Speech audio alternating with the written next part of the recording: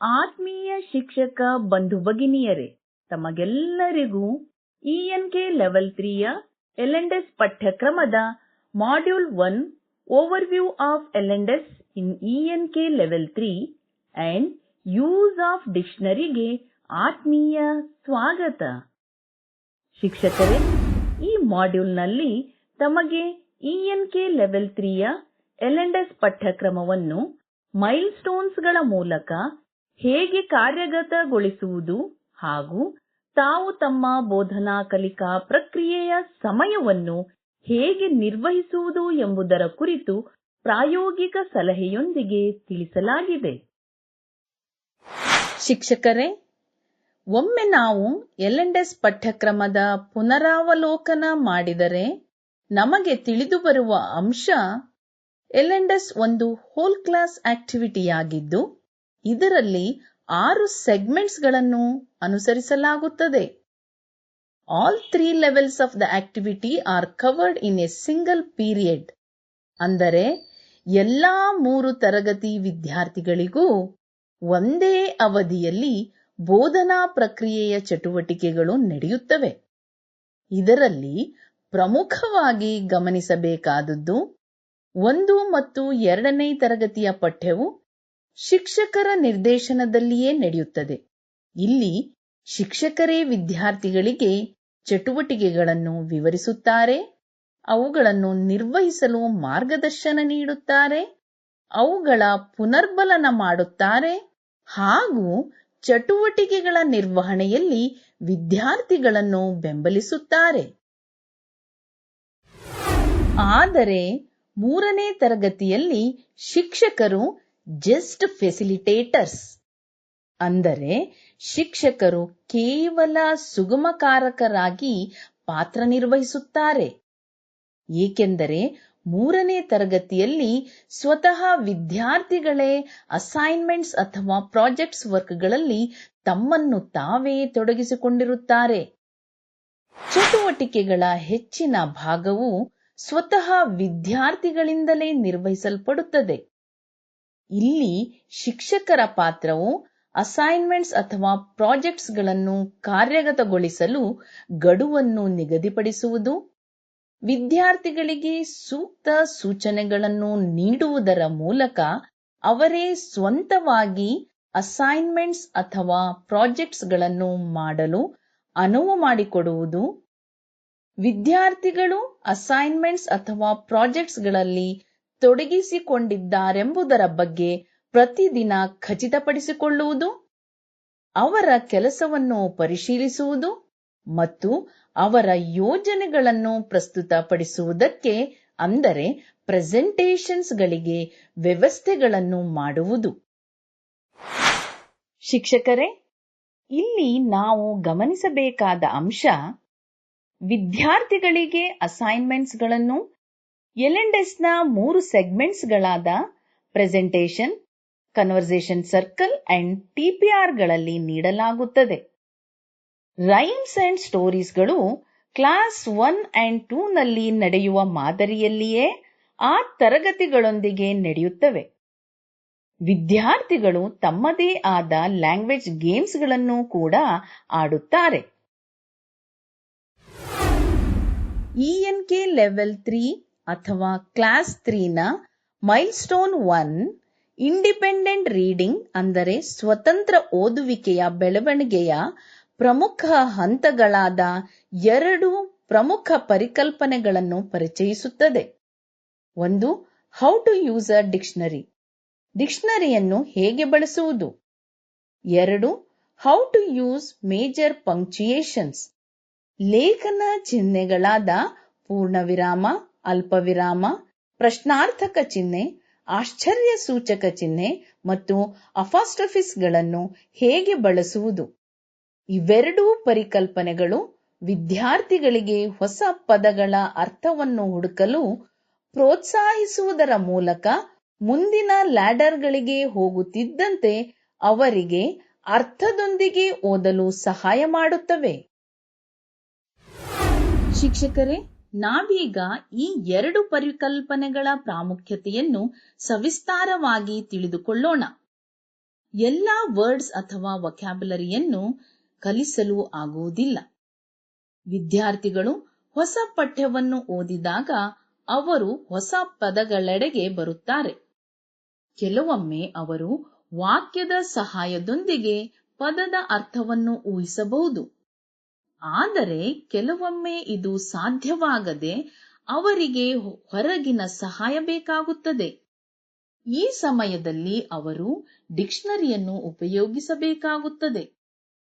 ಒಮ್ಮೆ ವಿದ್ಯಾರ್ಥಿಗಳಿಗೆ ಡಿಕ್ಷನರಿಯನ್ನು ಬಳಸುವುದು ಹೇಗೆ ಎಂದು ತಿಳಿದ ನಂತರ ಹೊಸ ಪದಗಳ ಅರ್ಥವನ್ನು ಹುಡುಕಲು ಪ್ರೇರೇಪಿಸುವುದು. ಪದಗಳ ಅರ್ಥವನ್ನು ಪಡೆಯಲು ಶಿಕ್ಷಕರ ಮೇಲಿನ ಅವಲಂಬನೆಯನ್ನು ಕಡಿಮೆ ಮಾಡಲು ಪ್ರೋತ್ಸಾಹಿಸಬಹುದು. ಇಲ್ಲಿ ಮುಖ್ಯವಾಗಿ ತಿಳಿಯಬೇಕಾದದ್ದು, ಡಿಕ್ಷನರಿಯನ್ನು ಗ್ಲಾಸರಿ ಎಂದು ಬಳಸಲಾಗಿದೆ. ವಿದ್ಯಾರ್ಥಿಗಳು ಲೆವೆಲ್ 3ಯ ಕಲಿಕೆಯ ಏಣಿ ಮುಂದೆ ಸಾಗುತ್ತಿರುವಾಗ ಈ ಕೌಶಲ್ಯವು ಅವರಿಗೆ ಅರ್ಥದೊಂದಿಗೆ ಓದಲು ಸಹಾಯ ಮಾಡುತ್ತದೆ. ಆದ್ದರಿಂದ ಶಿಕ್ಷಕರೇ, ನಾವು ವಿದ್ಯಾರ್ಥಿಗಳಿಗೆ ಹೊಸ ಪದಗಳ ಅರ್ಥವನ್ನು ಡಿಕ್ಷನರಿಯಲ್ಲಿ ಕಂಡುಹಿಡಿಯಲು ಪ್ರೋತ್ಸಾಹಿಸಬೇಕು.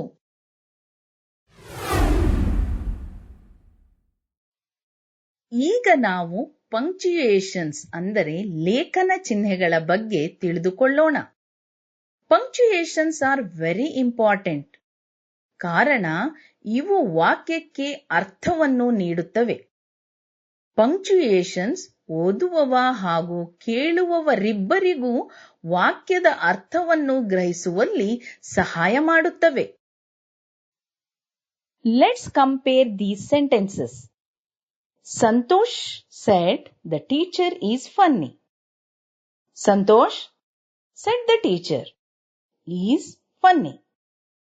ಈ ಎರಡು ವಾಕ್ಯಗಳನ್ನು ಪಂಕ್ಚುಯೇಷನ್ಸ್ ನ ಸಹಾಯದಿಂದ ಓದಿದಾಗ ಓದಿದ ನನಗೂ ಕೇಳಿದ ನಿಮಗೂ ವಾಕ್ಯದ ಅರ್ಥವು ಬೇರೆ ಬೇರೆಯಾಗಿ ಕಾಣುತ್ತದೆ ಅಲ್ಲವೇ? ಹೇಗೆ ಪಂಕ್ಚುಯೇಷನ್ಸ್ಗಳು ವಾಕ್ಯಗಳನ್ನು ಅರ್ಥ ಮಾಡಿಕೊಳ್ಳಲು ಸಹಾಯ ಮಾಡುತ್ತದೆ ಎಂಬುದನ್ನು ಈ ಉದಾಹರಣೆಯೊಂದಿಗೆ ತಿಳಿಯಬಹುದು. ಶಿಕ್ಷಕರೇ, ದಯವಿಟ್ಟು ಗಮನಿಸಿ. ಮೈಲ್ಸ್ಟೋನ್ 1ರ topics, that is use of dictionary and use of punctuation, ಇವೆರಡೂ RNW ಹಾಗೂ LS ನಲ್ಲೂ ಒಳಗೊಂಡಿವೆ. ಈ ಎರಡೂ ವಿಷಯಗಳನ್ನು LS ನ 40 ನಿಮಿಷ ಮತ್ತು RNW ನ 40 ನಿಮಿಷದ ಅವಧಿಗಳನ್ನು ಸಂಯೋಜಿಸುವ ಮೂಲಕ ಕಲಿಸಲಾಗುತ್ತದೆ. ನೀವು ಗಮನಿಸಬೇಕಾದ ಇನ್ನೊಂದು ಮುಖ್ಯ ವಿಷಯವೇನೆಂದರೆ, ಲೆವೆಲ್ 3ಯ ವರ್ಕ್ ಬುಕ್ನ ಕೊನೆಯ ಕೆಲವು ಪುಟಗಳಲ್ಲಿ ಗ್ಲಾಸರಿಯನ್ನು ನೀಡಲಾಗಿದೆ. ಗ್ಲಾಸರಿಯನ್ನು ಬಳಸಲು, ಅದರಲ್ಲಿ ಪದವನ್ನು ಪತ್ತೆಹಚ್ಚಲು ಮತ್ತು ಅದರ ಅರ್ಥವನ್ನು ಕಂಡುಹಿಡಿಯಲು ವಿದ್ಯಾರ್ಥಿಗಳು ಪದಗಳನ್ನು ಆಲ್ಫಾಬೆಟಿಕಲ್ ಆರ್ಡರ್ನಲ್ಲಿ ಹೇಗೆ ಜೋಡಿಸಬೇಕು ಎಂಬುದನ್ನು ಅರ್ಥ ಮಾಡಿಕೊಳ್ಳಬೇಕು. ವಿದ್ಯಾರ್ಥಿಗಳ ವರ್ಕ್ ಬುಕ್ನಲ್ಲಿನ ಎಕ್ಸರ್ಸೈಸಸ್ ಅಥವಾ ಆಕ್ಟಿವಿಟೀಸ್ಗಳು ವರ್ಡ್ಸ್ಗಳನ್ನು ಆಲ್ಫಾಬೆಟಿಕಲ್ ಆರ್ಡರ್ನಲ್ಲಿ ಜೋಡಿಸುವ ಕೌಶಲ್ಯವನ್ನು ಅಭಿವೃದ್ಧಿಪಡಿಸುವುದರ ಮೇಲೆ ಕೇಂದ್ರೀಕರಿಸುತ್ತವೆ. ಶಿಕ್ಷಕರೇ, ನಾವೀಗ ವಿದ್ಯಾರ್ಥಿಗಳಿಗೆ ಗ್ಲಾಸರಿಯನ್ನು ಬಳಸುವುದನ್ನು ಹೇಗೆ ಕಲಿಸಬೇಕು ಎಂಬುದನ್ನು ತಿಳಿಯೋಣ. Step 1, learning the alphabet sequence, ಅಂದರೆ ವರ್ಣಮಾಲೆಯ ಅನುಕ್ರಮವನ್ನು ಕಲಿಯುವುದು. 3ನೇ ತರಗತಿಯ ವಿದ್ಯಾರ್ಥಿಗಳು ಈ ಚಟುವಟಿಕೆಯನ್ನು ಪ್ರಾರಂಭಿಸಿದಾಗ 2ನೇ ತರಗತಿಯ ವಿದ್ಯಾರ್ಥಿಗಳು ABCDEFG ರೈಮ್ ಅನ್ನು ಕಲಿಯುತ್ತಿರುತ್ತಾರೆ. ಆಗ ನಾವು 3ನೇ ತರಗತಿಯ ವಿದ್ಯಾರ್ಥಿಗಳಿಗೆ ಲೆಟರ್ ಕಾರ್ಡ್ಸ್ಗಳನ್ನು ಜಂಬಲ್ ಮಾಡಿ ನೀಡಿ ಅವುಗಳನ್ನು ಆಲ್ಫಾಬೆಟಿಕಲ್ ಆರ್ಡರ್ನಲ್ಲಿ ಜೋಡಿಸಲು ತಿಳಿಸಬೇಕು. ಹೀಗೆ ಲೆಟರ್ ಕಾರ್ಡ್ಗಳನ್ನು ಆಲ್ಫಾಬೆಟಿಕಲ್ ಕ್ರಮದಲ್ಲಿ ಜೋಡಿಸುವಾಗ 2ನೇ ತರಗತಿಯ ವಿದ್ಯಾರ್ಥಿಗಳನ್ನೂ ಸಹ ತೊಡಗಿಸಿಕೊಳ್ಳಬಹುದು. Step 2, students compare the beginning letters of the words in the list. ಅಂದರೆ ವಿದ್ಯಾರ್ಥಿಗಳು ಪದಗಳ ಮೊದಲ ಅಕ್ಷರಗಳನ್ನು ಹೋಲಿಸಿ ಪದಗಳನ್ನು ಆಲ್ಫಾಬೆಟಿಕಲ್ ಆರ್ಡರ್ನಲ್ಲಿ ಜೋಡಿಸಬೇಕು. ಉದಾಹರಣೆಗೆ long, hard, year, fun, gate, wet ಎಂಬ ಲಿಸ್ಟ್ ಅನ್ನು ತೆಗೆದುಕೊಳ್ಳೋಣ.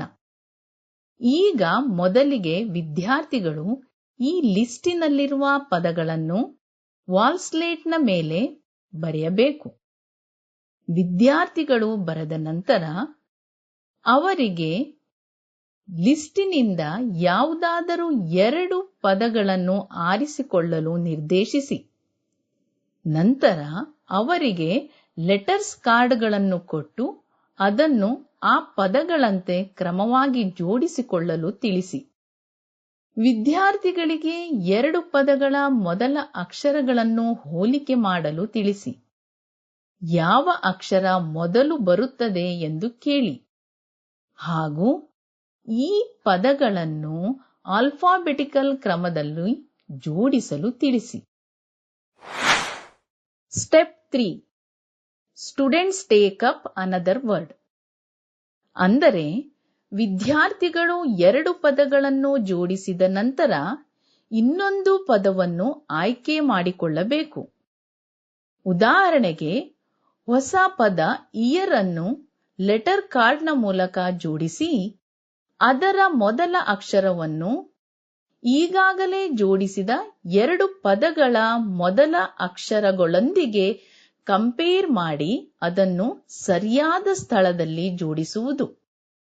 ವಿದ್ಯಾರ್ಥಿಗಳು ಆಯ್ಕೆ ಮಾಡಿದ ಎಲ್ಲಾ ಪದಗಳನ್ನು ವರ್ಣಮಾಲೆಯ ಕ್ರಮದಲ್ಲಿ ಜೋಡಿಸುವವರೆಗೆ ಇದೇ ಪ್ರಕ್ರಿಯೆಯನ್ನು ಅನುಸರಿಸುವುದು.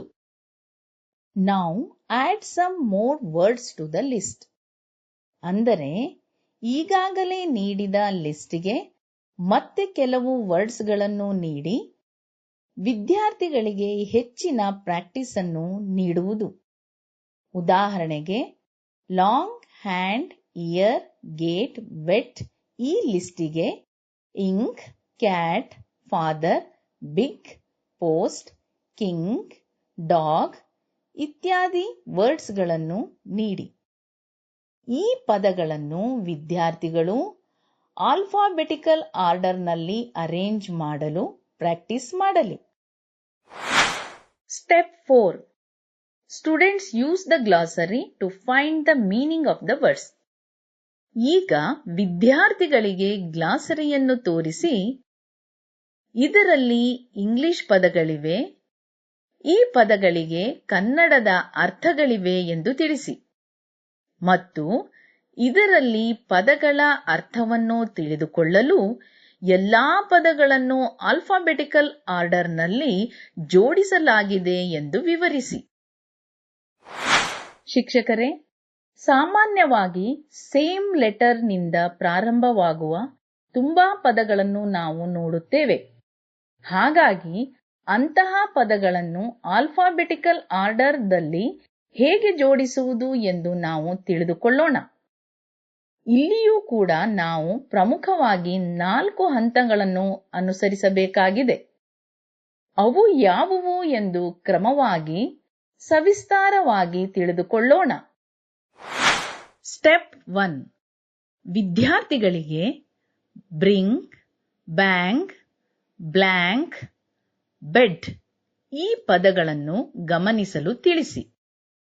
ಇಲ್ಲಿ ಎಲ್ಲಾ ಪದಗಳು ಬಿ ಲೆಟರ್ನಿಂದ ಪ್ರಾರಂಭವಾಗುತ್ತವೆ. ಆದ್ದರಿಂದ ನಾವೀಗ ಸೆಕೆಂಡ್ ಲೆಟರ್ ಅಂದರೆ 2ನೇ ಲೆಟರ್ ಅನ್ನು ಗಣನೆಗೆ ತೆಗೆದುಕೊಳ್ಳೋಣ ಎಂದು ಹೇಳಿ. Step 2. Let student move all the second letter cards down. ಈಗ ವಿದ್ಯಾರ್ಥಿಗಳಿಗೆ ಎಲ್ಲಾ ಸೆಕೆಂಡ್ ಲೆಟರ್ ಕಾರ್ಡ್ಸ್ಗಳನ್ನು ಕೆಳಕ್ಕೆ ಸರಿಸಲು ತಿಳಿಸಿ. ನಂತರ ಯಾವುದಾದರೂ ಒಂದು ವಿದ್ಯಾರ್ಥಿಗೆ ಈ ಲೆಟರ್ಸ್ಗಳನ್ನು ಬೋರ್ಡ್ ಮೇಲೆ ಬರೆಯಲು ತಿಳಿಸಿ. Step 3. Students now compare the second letters and arrange them in alphabetical order on the wall slate.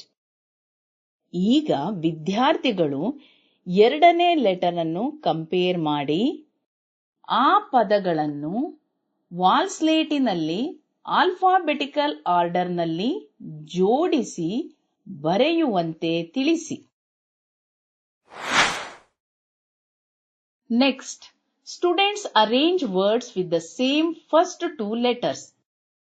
ಈಗ ವಿದ್ಯಾರ್ಥಿಗಳಿಗೆ ಮೊದಲ 2 ಅಕ್ಷರಗಳೊಂದಿಗೆ ಕಂಪೇರ್ ಮಾಡಿ ಪದಗಳನ್ನು ಜೋಡಿಸಲು ಹೇಗೆ ಕಲಿಸಲಾಗುತ್ತದೆ ಎಂದು ತಿಳಿಯೋಣ. ಶಿಕ್ಷಕರೇ, ಈ ಪದಗಳನ್ನು ಗಮನಿಸಿ. Milk, mice, mike, mind. ಈ ಎಲ್ಲಾ ಪದಗಳು ಎಂ ಹಾಗೂ ಐ ನಿಂದ ಪ್ರಾರಂಭವಾಗುತ್ತವೆ.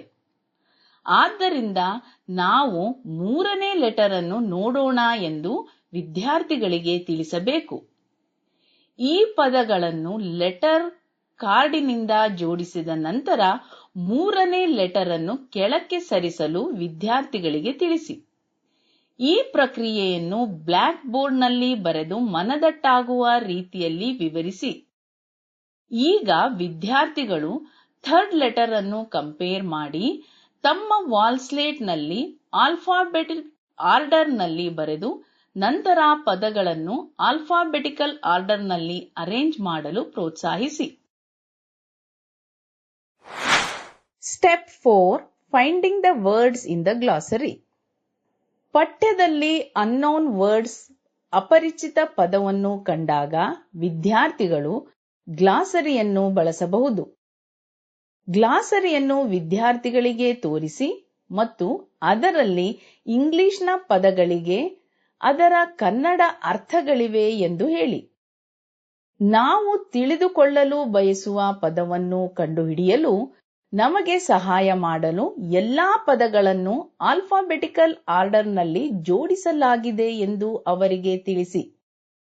ಶಿಕ್ಷಕರೇ, ಗ್ಲಾಸರಿಯಲ್ಲಿ ಪದಗಳನ್ನು ಹುಡುಕುವುದನ್ನು ವಿದ್ಯಾರ್ಥಿಗಳಿಗೆ ಕಲಿಸಬೇಕಾಗಿದೆ. ಆದ್ದರಿಂದ ಗ್ಲಾಸರಿಯನ್ನು ಬಳಸುವಲ್ಲಿ ಅವರಿಗೆ ಸಾಕಷ್ಟು ಪ್ರಾಕ್ಟೀಸ್ ಅನ್ನು ನೀಡಬೇಕು.